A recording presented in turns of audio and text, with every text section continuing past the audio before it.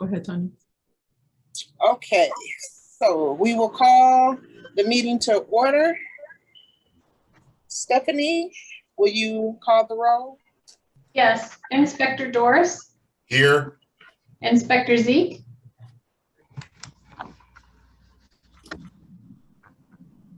Inspector Zeke? Here. Inspector Ulmer? Here. Inspector Stanfield? Here. Inspector Pritz? Here. Inspector Roberts? Here. Okay. Can we do the pledge to the flag and the peace pledge?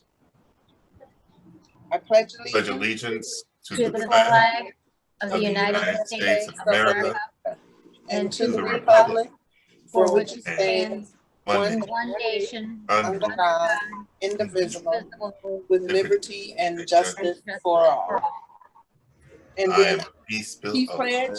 I am a peace I'm a peace builder. builder. I I pledge to praise people, I to will give up put down.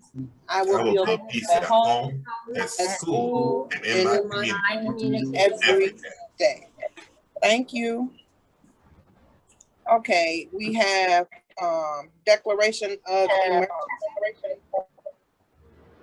Due to the state declared COVID-19 emergency and the requirement for social distancing, this board meeting shall be conducted virtually with no persons present at the district offices, noting that it is unfeasible to have anyone present at the district offices for this meeting.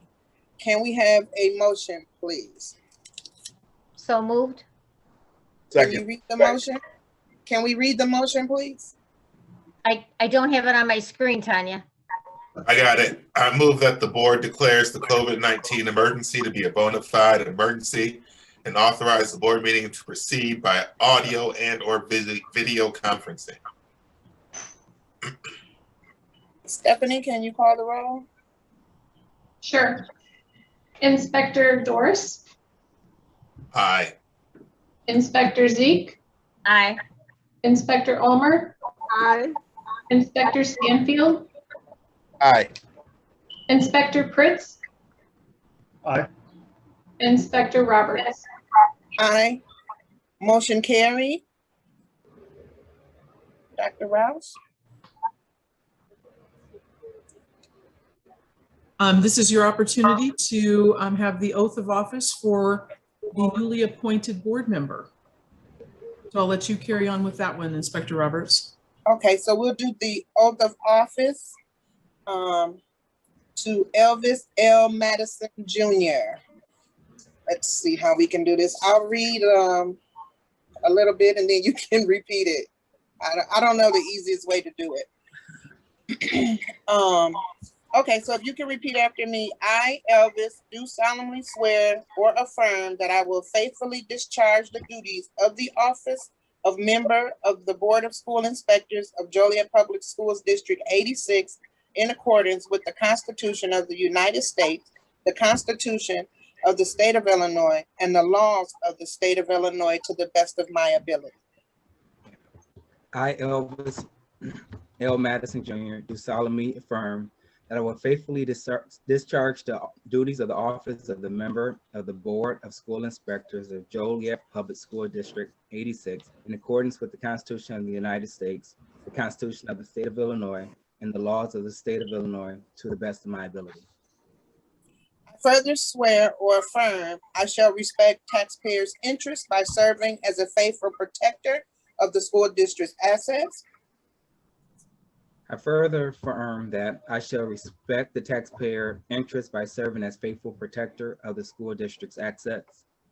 I shall encourage and respect the free expression of opinion by my fellow board members and others who seek a hearing before the board while respecting the privacy of students and employees. I shall encourage and respect the free expression of opinion by my fellow board members and others who seek a hearing before the board while respecting the privacy of students and employees. I shall recognize that a board member has no legal authority as an individual and that decisions can be made only by a majority vote at a public board meeting. I shall recognize that a board member has no legal authority as an individual and that decisions can be made only by majority vote at a public board meeting. I shall abide by majority decisions of the board while retaining the right to seek changes in such decisions through ethical and constructive channels. I shall abide by majority decision of the board while retaining the right to seek changes in such decisions through ethical and constructive channels. As part of the Board of School Inspectors, I shall accept the responsibility for my role in the equitable and quality education of every student in the school district. As a part of the Board of School Inspectors, I shall accept the responsibility for my role in the equitable and quality education of every student in the school district. I shall foster the board extensive participation of the community, formulate goals, define outcomes, and set the course for Joliet Public Schools District 86. I shall foster with the board extensive participation of the community, formulate goals, define outcomes, and set the course for Joliet Public Schools District 86. I shall assist in establishing a structure and an environment designed to ensure all students have the opportunity to attain their maximum potential through a sound organizational framework. I shall assist in establishing a structure and an environment designed to ensure all students have the opportunity to attain their maximum potential through a sound organizational framework. I shall strive to ensure a continuous assessment of student achievement in all conditions affecting the education of our children in compliance with state law. I shall strive to ensure a continuous assessment of student achievement in all conditions affecting the education of our children in compliance with state law. I shall serve as education's key advocate on behalf of students and our community school to advance the vision of Joliet Public Schools District 86. I shall serve as education's key advocate on behalf of students in our community schools to advance the vision for Joliet Public School District 86. And I shall strive to work together with the district superintendent to lead the school district towards fulfilling the vision the board has created, fostering excellence for every student in the areas of academic skills, knowledge, citizenship, and personal development. I shall strive to work together with the district superintendent to lead the school district toward fulfilling the vision the board has created, fostering excellence for every student in the area of academic skills, knowledge, citizenship, and personal development. Thank you. Stephanie, will you call the roll? Yes. Inspector Doris, Aye. Inspector Zeke, Aye. Inspector Ulmer, Aye. Inspector Madison, Aye. Inspector Stanfield, Aye. Inspector Pritz, Aye. Inspector Roberts. Aye, motion carried. Welcome to our newest member, Elvis L. Madison Jr. Thank you. Thank you. Welcome aboard. Okay, Dr. Ross, we'll turn it over to you. Okay, well, welcome aboard, Inspector Madison. We're glad to have you help fill out our vacant seat there and join the crew. I'm going to begin our recognition section of the agenda by starting with our student scholarship winners that we can share these lovely pictures that were taken as they received their awards this year. This is the 8th annual scholarship program coordinated by the Joliet Chamber Education Committee. There were 40 total students awarded a $1,000 scholarship this year. 19 of those students were District 86 students. Joliet area students in grades 4 through 8 are considered for the scholarship. They must have a 3.75 GPA, be active in school, community, principal and teacher recommendations have to accompany their application, and scholarships are awarded directly to the colleges or trade schools when the students have been accepted to college. So a 4th grader getting this award, their $1,000 stays in the community trust all the way until they are accepted into college or trade school, and then it's sent directly to the school on behalf of the student. So as we get started, here we have Adeline from Culbertson Elementary School. We have Logan from Cunningham Elementary School. Everybody got all dressed up for some of these deliveries. Eisenhower, we have Brendan receiving the award.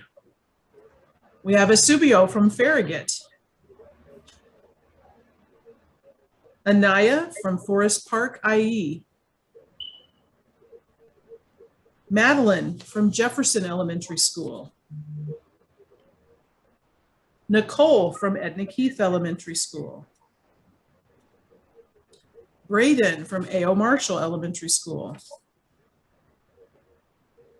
Faye from Pershing Elementary. Kirsten from Cedar Sanchez Elementary.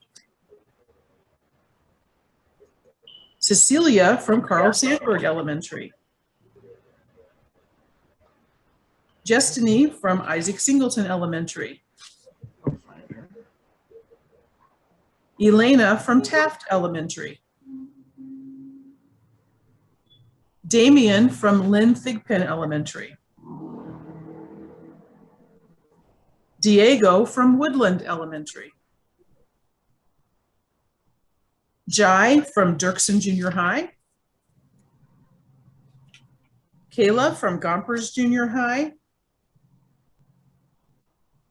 Linda from Hufford Junior High. And April from Washington Junior High.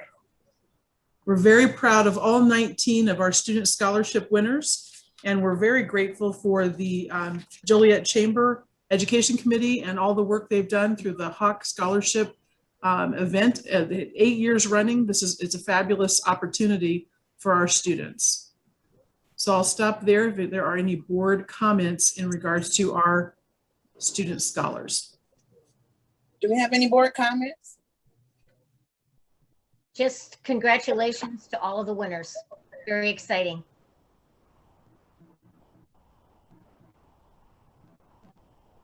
I think most definitely congratulations. Really proud of everyone of that incredible hard work and really great accomplishment.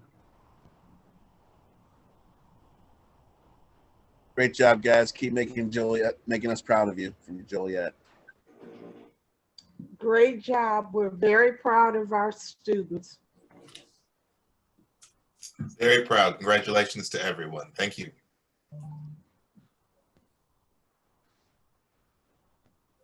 Elvis, do you want to say anything? No? Congratulations. Okay. Congratulations, everyone. We are very proud of our students in our district and their achievements. So congratulations. Dr. Rouse? Yay. It's always fun to give, to think we're giving scholarships out to fourth graders. It's fabulous. We're helping to prepare that college and career path, which is amazing. So next we're going to recognize our retirees. I can't believe we're already at this point in the year where here we are ready to congratulate our retirees this year for all of their amazing work. So they each submitted a picture and a little statement. I'm not going to read their statements out loud. I'll leave the slide on the screen for you to read. And the PowerPoint is also in board docs if you want to go back and read them, read some more. So our first retiree, Jacqueline Bisping from Gompers Junior High. She's worked 16 years in the district. So I'll let you read her statement before I move on.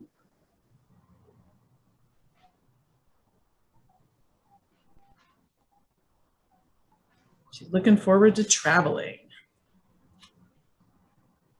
Our next retiree, congratulations to Mary Greenback, Mary Crest Early Childhood Center, 33 years in District 86.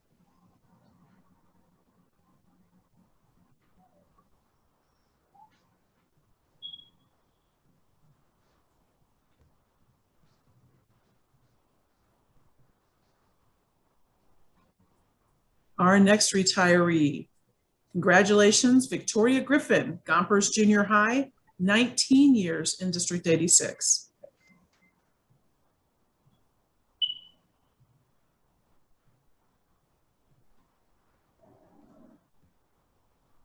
A lobster shack crawl sounds pretty interesting through New England. I don't know. I'd love to see some pictures after that.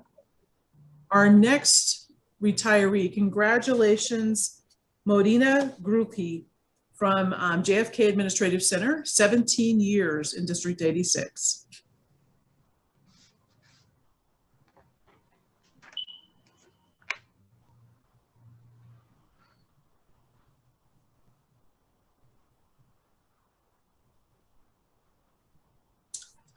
Congratulations, Deborah Hines from Carl Sandburg Elementary, 15 years in District 86.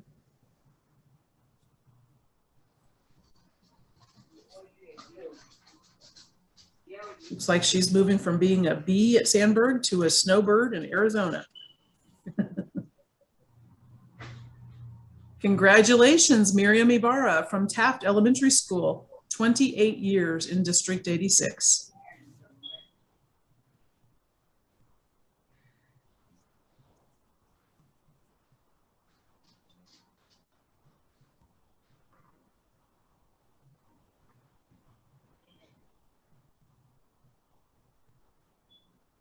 Congratulations, Marcia Jolly from Farragut Elementary School, 40 years in District 86.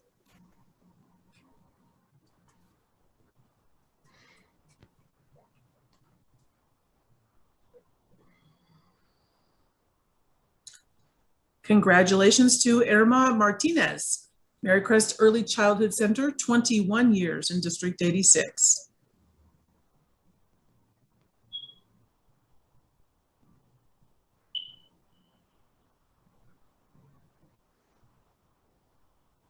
Congratulations, Maria Martinez, Cedar Sanchez Elementary School, 37 years in District 86.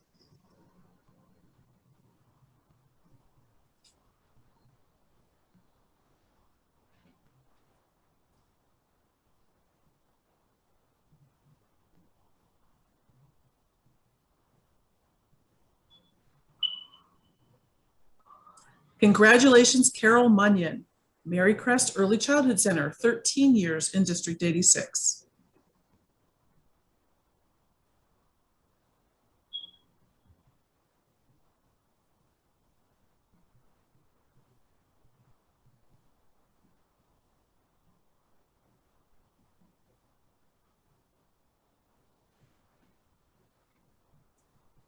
Congratulations, Kathleen Partilla, Lynn Thigpen Elementary School, 31 years in District 86.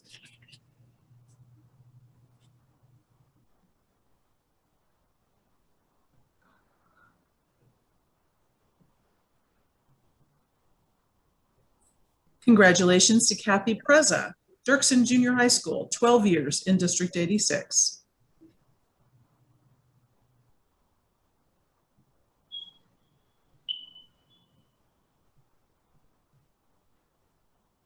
Congratulations to Christine Quigley, Gompers Junior High School, 38 years in District 86.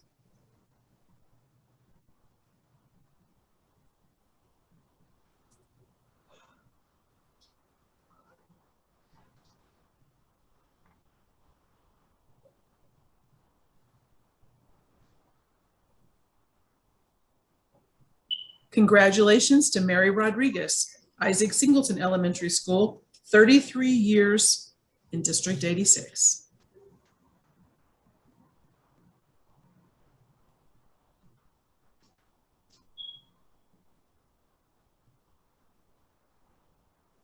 Congratulations to Deborah Taro McFadden, Gompers Junior High, 10 years in District 86. It's quite the ride she's got going there.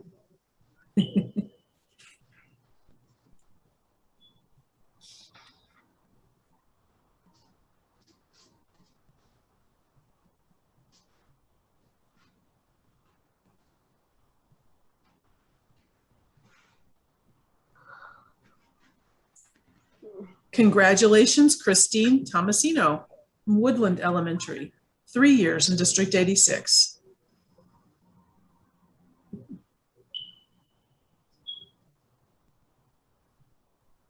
I like her version of a G7. It's a good plan. Congratulations, Susan Vanesco, Carl Sandburg Elementary School, 12 years in the district.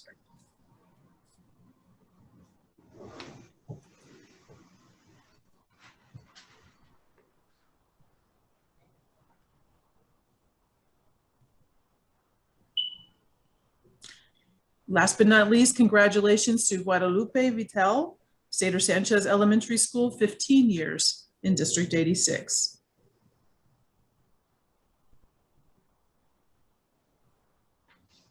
Okay, Just one last comment here, sorry. I just wanted to comment of the 18 retirees, all combined, 393 years of experience. One long weekend, a happy retirement to all of those retirees. Sorry, go ahead, Inspector Roberts. We'll start with board comments. Inspector Pritz. Yep, congratulations on the retirement. Given from the statements that we're reading, it sounds like there's some fun retirements that are planned and certainly well deserved. Inspector Madison. Of course, I have to say something to my fellow teachers and support staff and those who are retiring. From the bottom of my heart, thank you for your service to and for our young people. We definitely appreciate it. And I have a few more decades, but then I plan on joining you all as well in retirement. Enjoy it. By a few, I probably have like 3 more decades, but enjoy it, have fun, and don't look back. You've done all you could for our young people, and we appreciate it. Mr. Stanfield. We appreciate you giving your lives to District 86. I mean, it's a large part of your adult life, and the kids are better for it. We appreciate it. Thank you. Enjoy your time off. Inspector Ulmer. So congratulations to everyone that has reached this milestone. It's a nice place to be. It takes getting used to that free time and your space, but you'll enjoy it. Okay, Inspector Zeke. You know, teachers and all of our support staff are the lifeblood of our school. It's what makes District 86 very special. I'm sure other districts feel the same way, but these are people that come every day when they're sick. They come every day when their children are sick. They put themselves on the line for the families and the children in our district. And I wish them all the very, very best and much happiness and good health. Inspector Doris. I just want to extend a great thank you and appreciation for everyone who we saw displayed in the PowerPoint. Education is a noble profession. It's just not something that you do in your job. It's certainly something that you live. So special thanks, and go with grace. And I hope everyone enjoys their retirement. Thank you for your service to District 86. I know some days are harder than others, longer than most. But in those days, you have students that confide in you. You're heroes to a lot, and you're our inspiration in our community. So we really appreciate all the hard work and the dedication that you've given to our children. So thank you. Dr. Rouse? Okay, we're going to move into an action item in public hearing before we go to my report.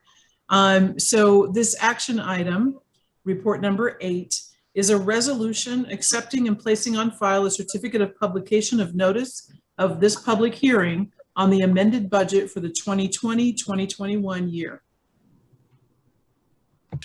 Okay, so can we entertain a motion, please? So moved. Second. Okay. Stephanie, can you do the roll? Yes. Inspector Doris, Aye. Inspector Zeke, Aye. Inspector Ulmer, Aye. Inspector Madison, Aye. Inspector Stanfield, Aye. Inspector Pritz, Aye. Inspector Roberts. Aye. Motion carried. Dr. Rouse? Okay, so here's where we'll move to our public hearing. So President Roberts, if you'd like to open the public hearing. Okay, we have a public hearing on the amended budget for the 2020-2021 school year is in order. Dr. Rouse? Okay, Tamara Mitchell, our Assistant Superintendent of Business and All Things Operations, is here with us tonight. Tamara, I'll turn the floor over to you. All right, good evening, everyone. Can everyone hear me okay? Yes. Yes, okay. All right, good evening. It is good to see everyone. We have a brief presentation tonight for the public hearing on the amended budget. Next slide, please. So the overall good news is the district remains in good financial health. The budget as presented is balanced. The estimated activity of all funds, excluding TRS on behalf of payments, as you can see there, revenues of about 168.5 million, expenditures of about 166 million, and that is going to result in an estimated surplus of 2.5 million. When we look at just the educational operations and maintenance, transportation, and IMRF, or Illinois Municipal Retirement Fund / Social Security funds, those revenues are about $159.2 million, expenditures of about $154.4 million, and that results in a surplus of just over $4.8 million. So the district remains in good financial health, and there's a slide later on in the presentation where I'll talk about days cash on hand and how that is going to look as projected in this budget. Next slide, please. This chart is activity by fund. So we're looking at the educational, operations and maintenance, transportation, and the IMRF / Social Security funds. So you can see there how the surpluses, projected surpluses work out per fund. So for the educational fund, just over 500,000 we're projecting as a surplus. Operations and maintenance, just over 323,000 we're projecting as a surplus. For transportation, that surplus of 3.9 million, as I mentioned during our finance committee meeting last month, we are receiving revenues this year for expenditures for the previous year. And then in turn, we had reduced expenditures during the year because we remained largely remote for a good portion of the year. So that is why the surplus looks so large in that fund. When you see the budget for the next fiscal year, that surplus or the results of operations will look much different. So it looks that way now because we're receiving revenues from the prior year and then less expenditures for this year. And then for the IMRF Social Security Fund, we have a projected surplus of $39,000. So that results in a total estimated surplus of $4.8 million. Next slide, please. And so on this slide, this is the estimated days cash on hand. So every year when we get our annual financial report, part of that financial profile score, days cash on hand factors into that heavily. So the district has maintained the highest rating over a period of years now, largely because of the days cash on hand calculation that comes into play. So there for the educational fund, we look at the beginning and ending fund balances.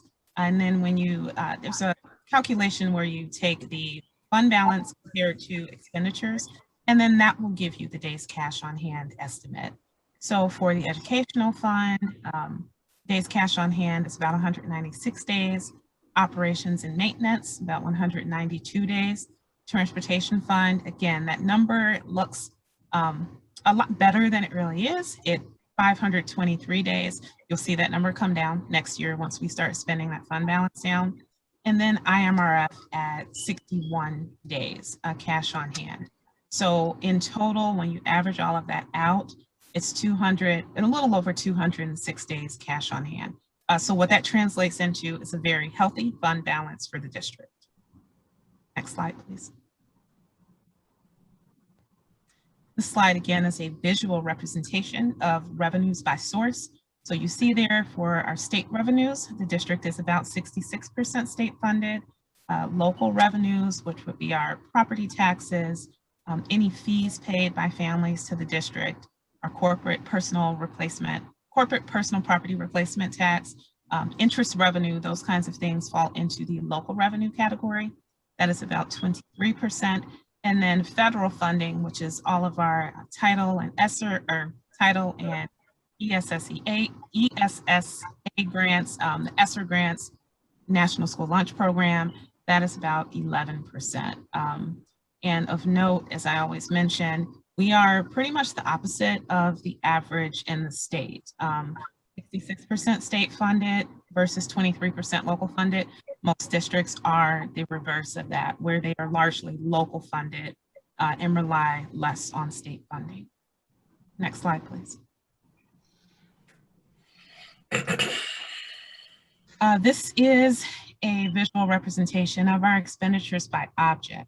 So of course, salaries and benefits comprise the largest chunk of our budget. So about 70% when you combine salaries and benefits. The next largest chunk there at 16% would be purchase services. So our purchase services are going to be things like our transportation services, any of our contracted services that the Student Services Department uses. Those would fall under purchase services at 16%. The next largest chunk there is supplies. And under that supplies would be curriculum materials, so textbooks and workbooks. Also utility payments falls under supplies as well. And then that last portion of other would be out of district tuition, dues and fees payments, things of that nature will fall into the other category. So that rounds out the 100% of our expenditure budget. Next slide, please. And that's all that I have for the public hearing for the amended budget. Do I have any questions?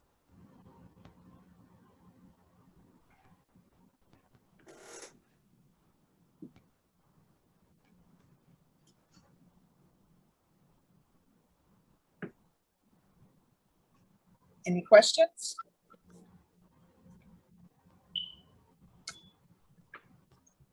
No? Okay. So a public hearing on the amended budget is now open. Sandy, has anyone submitted comments for the public hearing?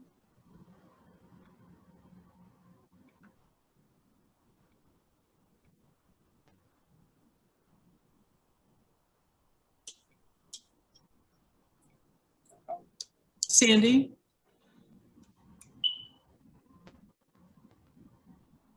Oh, she just Sorry, texted me. I just got kicked off. I'm back. I apologize, President Roberts. Oh, there's no public comments. Okay. Right, so the public hearing is now closed. And Dr. Rouse, we'll turn it to you. Okay, we have an action item report number 9, which is a resolution to adopt the amended 2020-2021 budget. Can we entertain a motion? So moved. Second. Stephanie, will you call the roll? Yes. Inspector Doris, Aye. Inspector Zeke, Aye. Inspector Ulmer, Aye. Inspector Madison, Aye. Inspector Stanfield, Aye. Inspector Pritz, Aye. Inspector Roberts, Aye, motion carried. Dr. Rouse, we'll turn it back over to you. Okay, we'll go back to our reports now. Thank you, Mrs. Mitchell, for that presentation. That was great. So we have a summer school report. We're getting ready to launch summer school this next week. With us tonight is Dr. Tricia Nagel and Dr. Jennifer Smith. They have a video they'd like to show, and then they're available for questions after the video. So John, would you start their video, please? Good evening. This is Dr. Tricia Nagel, Director of Teaching and Learning for Joliet 86 Schools. Tonight, we're going to be talking about summer school preview. So first, we're going to talk about our students, staff, programs, and family engagement. Our students are always number one in our hearts, so of course, we're going to talk about them first. We have over 446 registered students for our remote learning. This is grades K through 7. Our staff, we always have an administrative training to help them with their professional learning communities on June 2nd. And then June 7th, they will join the teachers for an all-day training. We have 8 PLC administrators. So one administrator is there for every grade level to help with that professional learning community. 6 bilingual teachers for kindergarten through 7th grade. Ready, Set, Go teachers, which is a program kindergarten through 3rd grade. Our STEAM Up teachers, which is a program 4th grade through 7th grade. Encore teachers, which will be with all of our kindergarten through 7th grade students for art, music, and coding, and 2 physical education teachers that will give the students PE twice a week.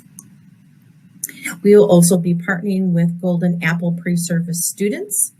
Really teachers this year, they are pre-service, but they're still learning. So we have 42 scholars that will be joining us in a remote setting. So they'll be able to not only support the teacher, but also give some small group, some additional instruction, even one-to-one instruction for those students that might just need a little extra help. Our 2 programs, Ready, Set, Go, and our STEAM Up programs will be from June 14th to July 15th. So a reminder, our Ready, Set, Go program is designed for our grades K to 3, where we're going to be focusing on reading and math intervention. We will also be having guided reading and guided math throughout the day, along with the art, music, coding, and PE sessions. And you can see that we have lots of supplies that we're going to be giving those students when they come and pick them up on distribution day. Our STEAM Up program is for grades 4 to 6, and it is based on the design process. So those students are going to be able to get, you can see lots of different items they're getting here. They're going to be able to build a prototype. But before they build a prototype, they need to know the fundamentals of the science and the math and the arts and the engineering process that goes along with those. So that's why they have many lessons to help get them ready to build then their end product, the prototype. We're going to be designing things such as bridges, roller coasters, prosthetic hands, and space rovers. Assessment is always important so we know where students are and how we can help them to move along and grow a little faster. So formative assessment will be used to check for understanding, have those conversations with students. Freckle Math and Reading is a program that we use with our Renaissance to help with our pre and our post tests, again, to see where we started off and where we have ended with the growth. And then our students 4th through 7th grade will show off their prototypes and their presentations. I mentioned distribution days, and this is really important because we have a lot of supplies that we're going to be giving not only our teachers, but our students. So June 7th and 8th, we will be having from 9 a.m. to 12, and then again from 3 to 5:30 pickup times at Joliet JFK building, the administration center. So we're going to be having a little station here. We take over the spots of the cabinet parking lot there and set up tents, and it's always a great time to see not only our parents but our students and how excited they are to spend some time with us during summer school. Some of our summer school programs that we use even through the school year, you can see here Newsella, Legends of Learning, which is a game-based. Freckle we mentioned already as checking for understanding. Go Math, Ed Puzzle, Mayan is a digital reading program. Storyboard That, where they can actually design storyboards and write. Brain Camp are some digital manipulatives for math. Literacy Footprints will help with our reading levels to continue that growth. ST Math is a pilot this year. We like to do some pilots over the summer and see if things work or not. And so that's our pilot this year. And Hapara is a program used by teachers to help monitor and assist students. The Joliet Public Library will be teaming up with them again. And instead of doing a paper product. You get to hear a little bit if you click on that later on, but we're going to sign up online as a class or a group. We're still going to compete like we always do every summer and see who can read the most books, either digital or paper. And you can look at this video later on at your own leisure. Family engagement is also a very important part of our program. And so not only do we hand out newsletters, we email and have phone calls, we have happy grams, progress reports, surveys to make sure that we're doing what we seek out to do and how we can always improve the program. And we're going to have 2 outside family engagement events. The first event is called Reading on the Lawn. It is Thursday, July 1, and we are going to ask for people to RSVP here so we know how many sweet treats to get, and we also will have some books for the students to pick up and take home as well. So they're going to bring a blanket, they're going to spread out on Preservation Park and read as a family. So that's our first activity. Our second one is called Inquiry on the Lawn. And I'm really excited about this, me being a former science teacher for 20 years, that we're going to go out and we're going to explore as a family and give parents some tips on how they can then explore, become explorers in their own backyard as well. So we'll be giving away some items as well. And we'll have an RSVP for, just some water and some little things for them to do at home. We also celebrate our students at the end of our summer school, and this is a young man from last year showing off his bridge. And so we always do gallery walks for our future engineers.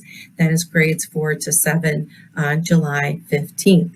So thank you very much for your time, but I also want to give a special thanks to the curriculum department. You can see them, they all came together and has helped put all of these supplies together for students to make sure that they are successful at home, no matter what they're doing with their summer school. So again, that distribution day is going to be pretty important so we can get these supplies to those students. And now it's time for Dr. Jennifer Smith with the ESY program. Have a good evening. Good evening. Thank you for the opportunity to give you a sneak peek into the 2021 ESY program. Tonight, I will give you a brief overview of the ESY program, our staff, student projections, and our plan to engage families in the summer program.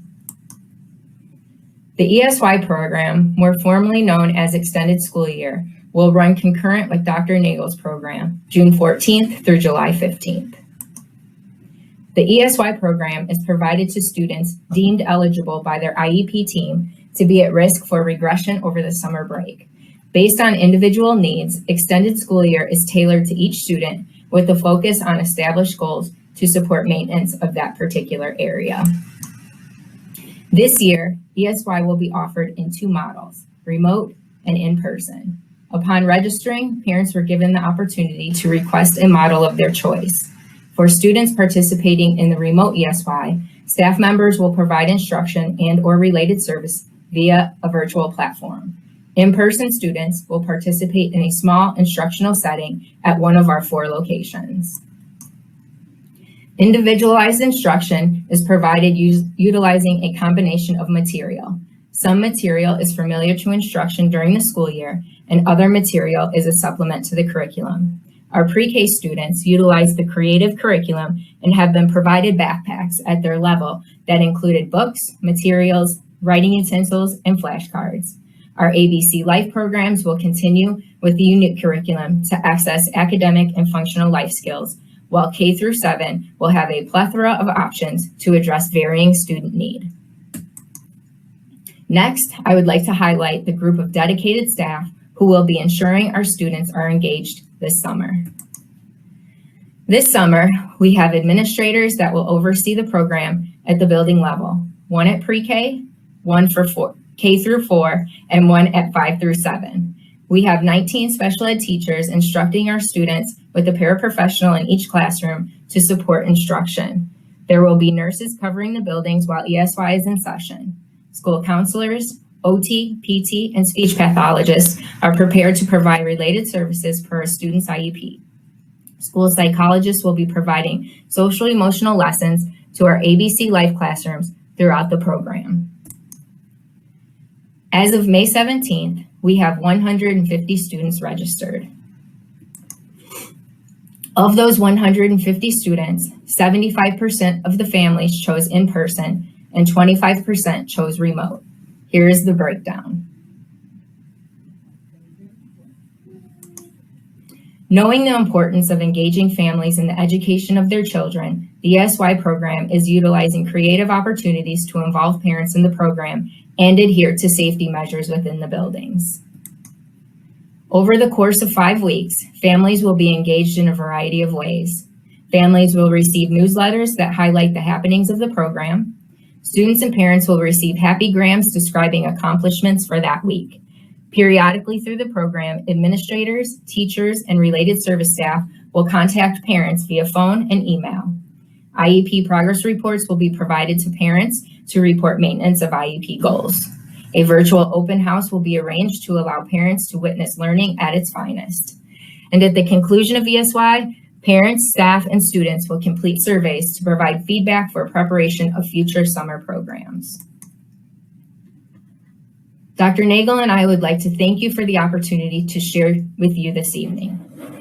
Have a good night.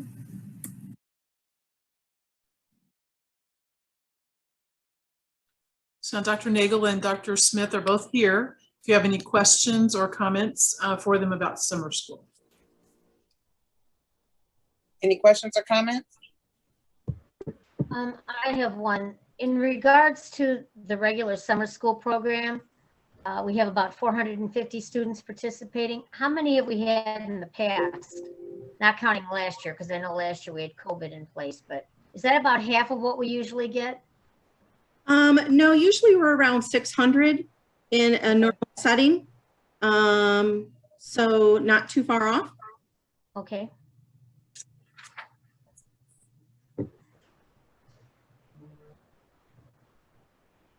Any other questions, comments?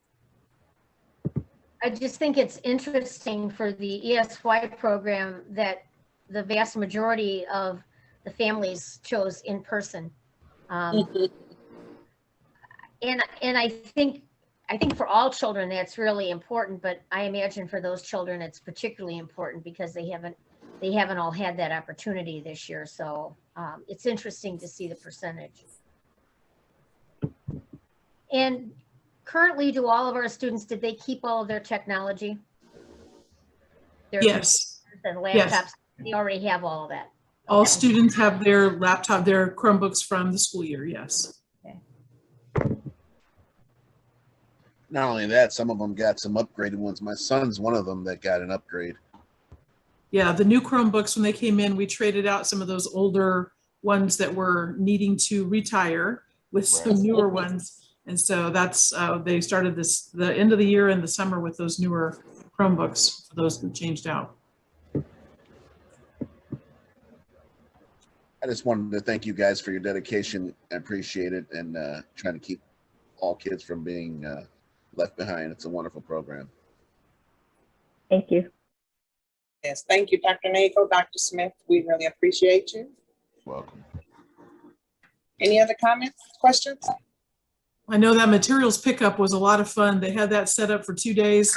They got a lot of people through there. I know there's still some more pickup to go on, but it was definitely well staffed by student services and curriculum in helping get those materials out. So thank you, ladies, for your leadership and support of our students for summer.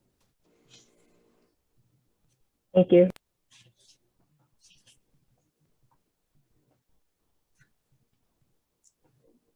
Okay, so next would be my report. So in board docs, you see my regular monthly report.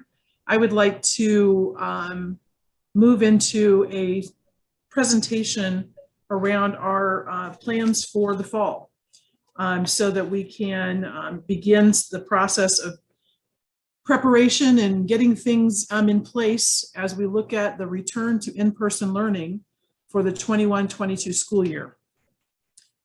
Now, bear in mind, as with all things related to our world these days, everything is subject to change if for some reason things go backwards. But as of right now, this is our plan. So for the 21-22 school year, the idea is full in-person instruction. First day for students would be August 18th. The goal is to have everyone return to in-person instruction. Illinois Department of Public Health and the Illinois State Board of Education will be providing updated guidance regarding continuing mitigations at some point this summer. Registration right now is ongoing. We have, I think last I checked, about 64% of families have registered their students. So we're getting closer to some higher numbers so that we can plan for transportation and have things ready. At the last Illinois State Board of Education meeting, they did pass a resolution that would indicate that returning to full in-person instruction is their expectation with limited remote learning. And I'll talk about that in just a moment. At this time, and this is the whole piece about guidance from IDPH and ISB, at this time, masks are still required inside school buildings for all students and staff, regardless of vaccination status. There's also still a 3-foot social distancing requirement, but they've taken the 6 foot off the table for students. So 3 feet social distancing, and those are currently still in place. We may see some updates to those as we move into summer. We're not sure. Outside, there is no requirement for a mask. So having some instruction time outside or recess outside, PE outside on those nice days when we return will definitely be important for those mask breaks for our students. Also, in regards to this coming school year, I've been starting to get questions from parents about whether or not we will be requiring COVID vaccinations for those that are eligible to receive them. There is no mandate or requirement legally on the books anywhere that would make that something that we would do. There would have to be some sort of a mandate from IDPH or legislation of some sort before that would be a requirement. We do strongly encourage everyone eligible for the vaccination to consider getting it, just for the notion of being ultimately protected as we move forward with the pandemic. Now, there is the possibility of a remote educational option. Cabinet is working really hard on delving into the school code that relates to us being able to have a remote educational option. The idea of being fully remote for everybody this next year is not what anybody wants, but there may be some situations where it is most appropriate. But we're looking to determine what it is we can do within the limitations of school code.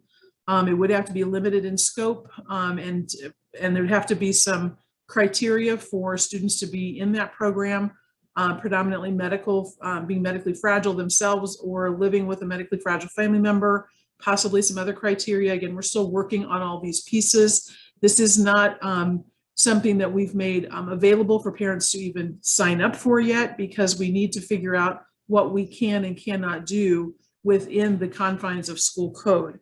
So it's still very much under construction. It'd be a different instructional model than we used this year. We want to set this up, if we're going to do this and do it right. This would not be the notion of teachers teaching online and in person at the same time. That just doesn't work. So once we figure out the instructional model, we'll work with the teacher union, work with staffing, really look at what makes sense based upon how many students we may or may not have who really want that virtual setting. So that's, again, the word possible there is a really important one to remember, because as we delve into everything, this may be extremely limited or it may be more open. It kind of depends on what we are able to look at. Another aspect to our return to in-person instruction has to do with the ESSER 3 money, or the ARP money. Let's see, ESSER is Elementary, Secondary Schools Emergency Relief. ARP was the new name given to it in the last rendition that was passed, which is the American Relief Program. These funds won't become available to us until July 1st, and they're useful to us through the September 30th, 2024, if I'm remembering correctly. Sorry, just took that one off the top of my head. We are looking at 4 focus areas for this bucket of money, those being academic and digital learning supports, social emotional supports, health and safety, and capital improvements. Now, what I'm going to share with you next are ideas within each of these 4 areas. And I'll talk about what we're going to do with these ideas and where feedback can be provided as I wrap this up. So when we look at academic and digital learning supports, we're looking at a lot of pieces that really address the notion of where our students are academically and how we can move them forward. So the notion of testing to identify learning gaps, in-school reading interventions, in-school math interventions, after-school supports, research-based curriculum. You can read the list. There's quite the litany here. It also includes providing family engagement opportunities, additional resources for early childhood, staff development, after-school clubs and activities, college and career readiness opportunities, all of these pieces, and is specifically looking at addressing the needs of all children, that being English learners, children with disabilities, marginalized groups, homeless, foster care, and low income. Now, the realities of the ESSER 3 money, the ARP money, is that there is a requirement that at least 20% of the funds be used to address, they call it learning loss, we call it unfinished learning. This list could easily be way more than 20% of the funds for the ESSER 3 grant. Our estimated amount for the ESSER 3 grant is right around 27 million, but we have yet to see the actual dollar amount be put on paper. We've only seen estimates. So I use that word very cautiously for what the amount would be. But whatever we do end up receiving, at least 20% must go toward the issues related to unfinished learning. And all of these pieces would help with that.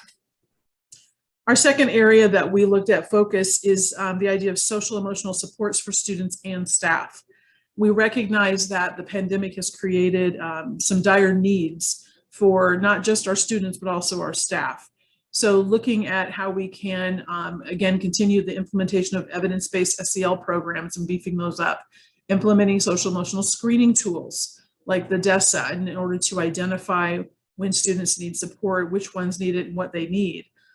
Providing emotional behavioral supports. We have counselors and social workers providing parent learning opportunities, specifically around social emotional learning, but also the impacts and effects of trauma.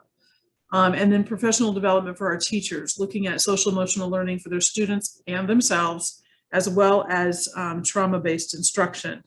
SEL is very important. It's extremely critical that we have this as a focus area with part of these funds so that we can ensure we're supporting our students and our staff. Health and safety resources. We will always look to follow best practices and science to ensure health and safety protocols are put in place for that we did from this year, and that we continue and strengthen those for the coming year. Those involving training and professional development in all of these different areas for our maintenance and custodial staff, purchasing the appropriate supplies and equipment so they can do that work, using appropriate cleaners. We're in the process right now of retrofitting our drinking fountains with bottle filler stations. They're all touchless, where you would have a refillable water bottle that you can fill at those stations at all of our buildings. Mask wearing protocols when required or necessary, planning for long-term closures, and providing meals to eligible students and families. During summer school, we will continue our meal distribution. It will occur at Dirksen and at Gompers at different times. Those are being published out to families so that they're aware of that. It'll start up with summer school starting next week, like we have been doing meals all along. They took a little bit of a break here when school got out, but they'll start up again when summer school begins. The fourth area being capital improvements, looking at the notion of enhancing security, physical, digital, and online. It's critical these days, especially the cybersecurity piece is just huge, but physical security is also important. Purchasing technology resources to enhance teaching and learning in the classrooms, improving air quality, looking at all of the different pieces that are necessary to ensure that things are in place. We have put in HEPA air filter systems in every classroom and office space. We're looking at upgrading HVAC system filters where applicable and placing appropriately sized portable air filters in all necessary spaces. There's also some steam boilers that we'd like to look at replacing using some of this money. Again, as we prioritize the health and safety of our students and staff, we want to consider these capital improvements to enhance all of these areas. Now, what are our next steps? Well, one thing that we're going to be doing for sure, or early on Monday, at some point on Monday, posted on the district website, will be a document in English and Spanish that will contain all of this different information, the return to in-person being full-time, and these 4 areas of focus for the ESSER III ARP money. With that document, there'll be a link where everybody can provide feedback in regards to these ideas. Maybe they have other ideas they'd like to toss into the thinking. That's awesome. We'll be receiving feedback for about 30 days, and we'll look at that feedback as we consider our finalization of the ESSER III ARP grant application after it becomes available in July. Again, we're still looking at possible remote educational options, developing a plan. If we're able to get this done, we would like to present it at the July board meeting. We would need to adopt a board policy. Excuse me. We would present the plan, recommendations, and approval. And that plan would include a plan for staffing and a plan for communication to families.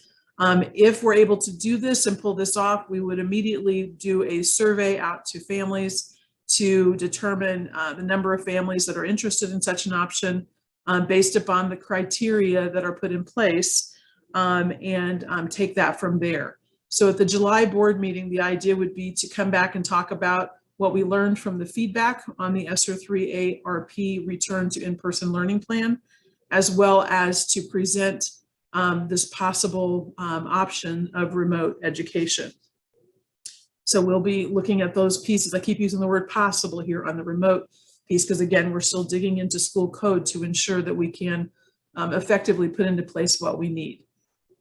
So at this point, let's see if any of you board members have any questions or comments about this plan as presented.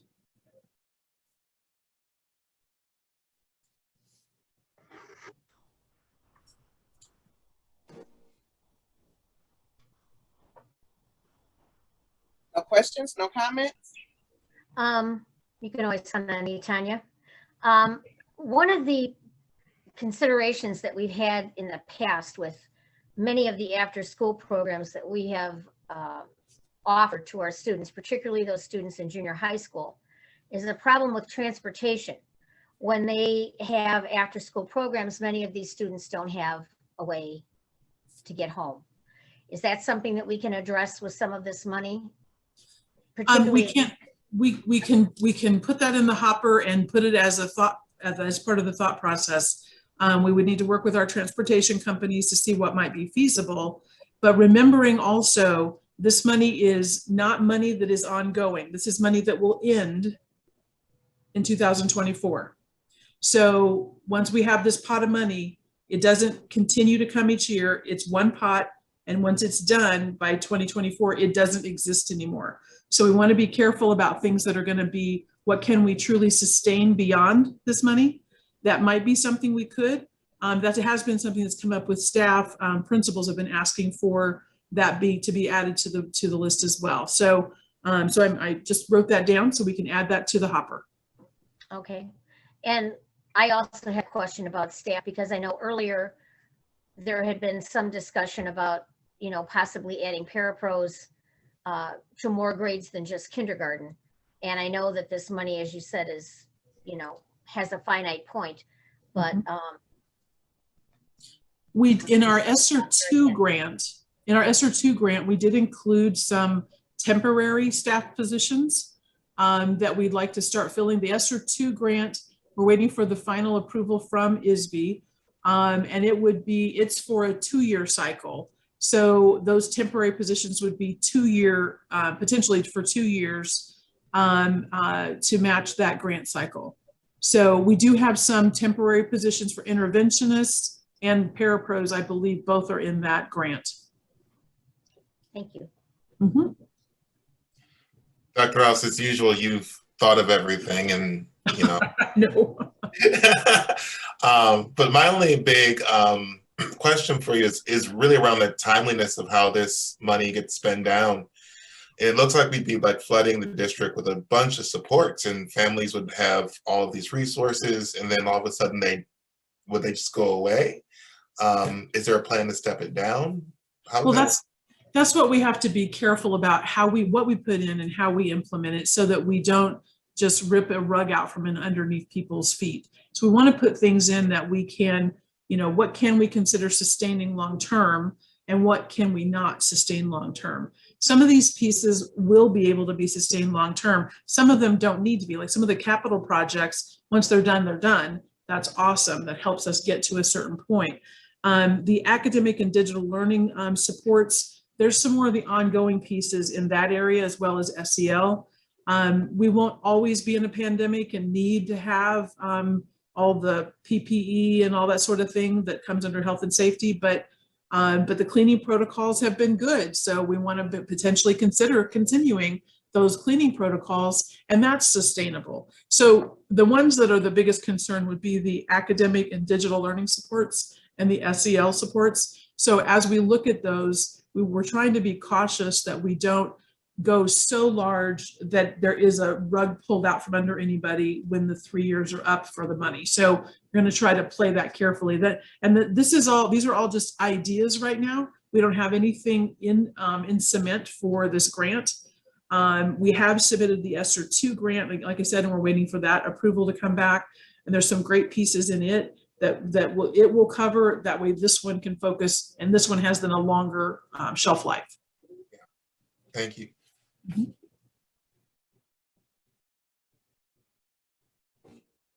Any other questions or comments?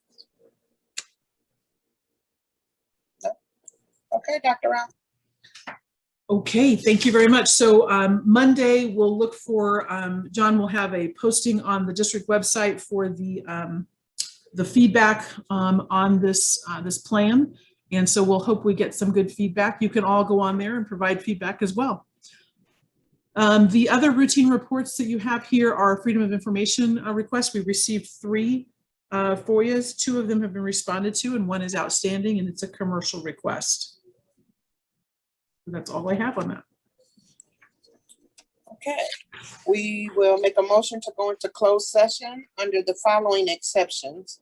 Section 2C1, appointment, employment compensation, discipline, performance or dismissal of specific employees, or hearing a complaint against an employee.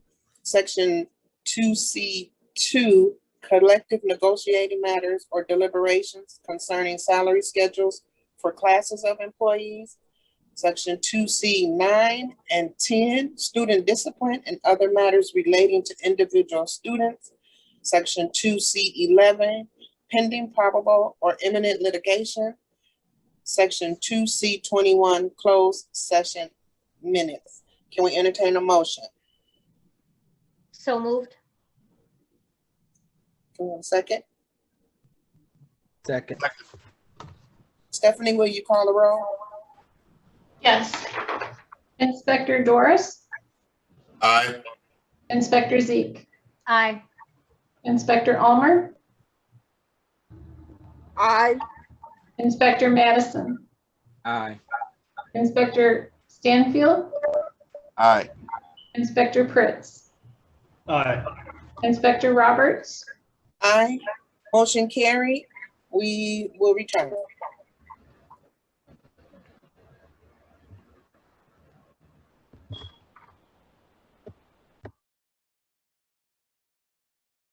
Yeah. There it is. Okay, go ahead. Okay, so we will reconvene the meeting. Dr. Stephanie, I'm sorry. Yes. Consent agenda. Whoops. Move back here. Consent agenda. The action items listed under the consent agenda are routine business items that will be adopted by a single motion of the board, unless a board member or the superintendent requests an item be removed from the consent agenda, discussed and voted on separately. Okay, here are the items on the consent agenda.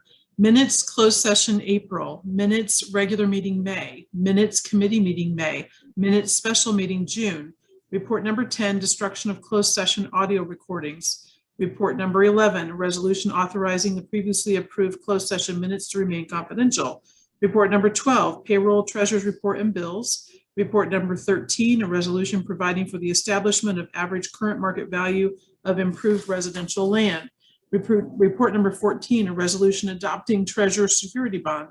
Report number 15, personnel report, compensation, hiring, promotion, termination, including resignation, discharge, and retirement, change of status.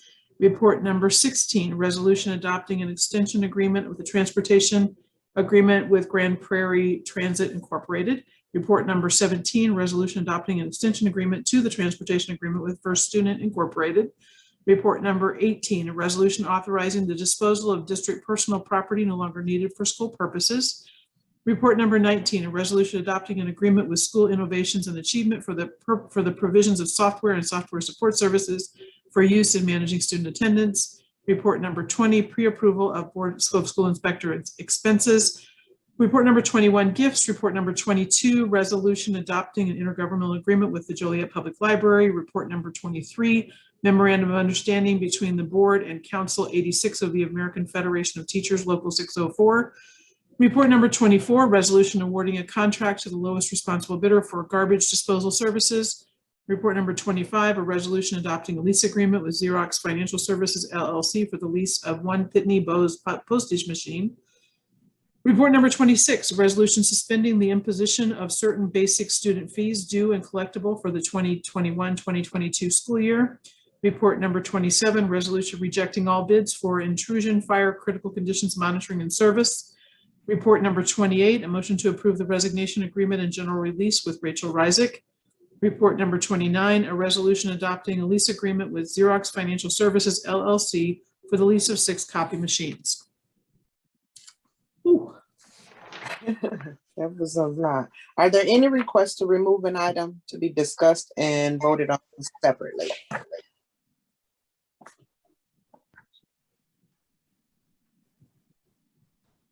No?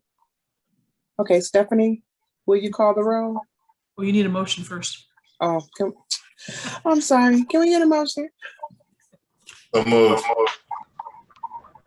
In a second? Okay. Okay, Stephanie, can you call the roll? Yes. Inspector Doris? Aye. Inspector Zeke? Aye. Inspector Ulmer? Aye. Inspector Madison? Aye. Inspector Stanfield? Aye. Inspector Pritz? Aye. Inspector Roberts?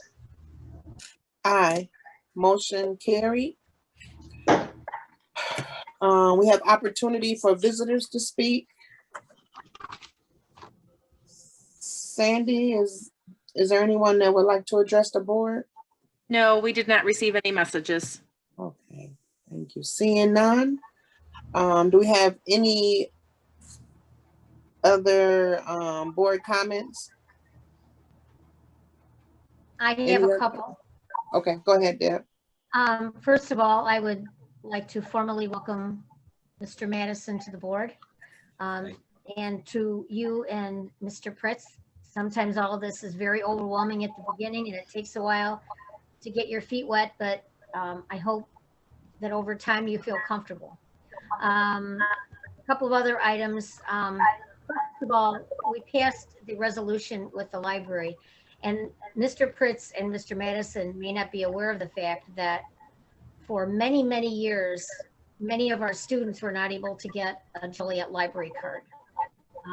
If they lived technically out of the library taxing district, particularly over by Culbertson School and the Eisenhower area, they could not get library cards.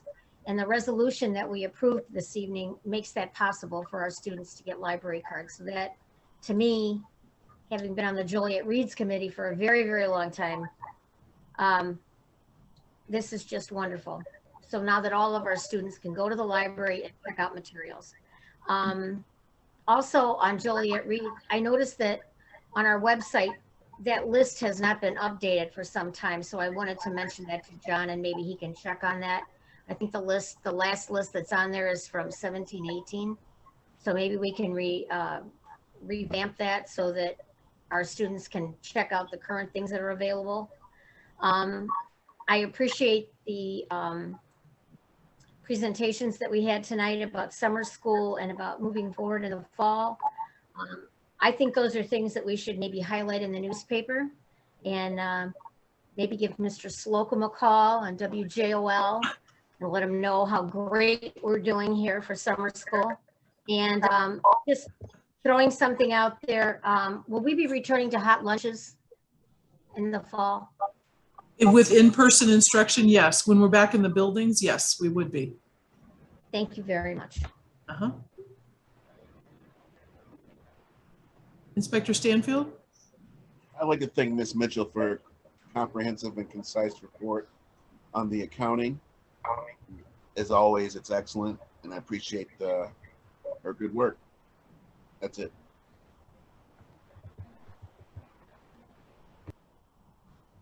Any other comments? I just want to congratulate all of this. I'm sorry, Elvis. You want to go first? No, you can go ahead. All right. You're after me. I believe in you. I want to congratulate all the staff and the teachers and just everyone for a great school year. This was, it was different, but we got through it. I know that we're moving to summer hours and folks are taking some time off that's well deserved. So if we don't see you this summer, please do not feel guilty. Please go get some rest and we'll see you in the fall. All right, my turn. All right. I just want to say thank you all for welcoming me home. I'm not saying back because I've never been anywhere, but definitely Joliet 86 is home, and thank you for the vote of confidence in me. So I appreciate that. Looking forward to what's to come in the next months, and looking forward to being in person and not virtual because I am zoomed out like most of us are. I'm ready to get back in person. So I appreciate it. And thank you once again. Well, and to that end, Inspector Madison, if the governor once he puts us in phase 5, then we would begin in-person board meetings again. He's scheduled to do that at some point this month still, within the next few days, I believe. So that would mean our July board meeting would be held at Cedar Sanchez Elementary School in the gymnasium. So we have room to adequately space ourselves for an in-person meeting. So news at 11, we'll keep you all posted on that, but we might be actually back in person for next month's board meeting. Fingers crossed.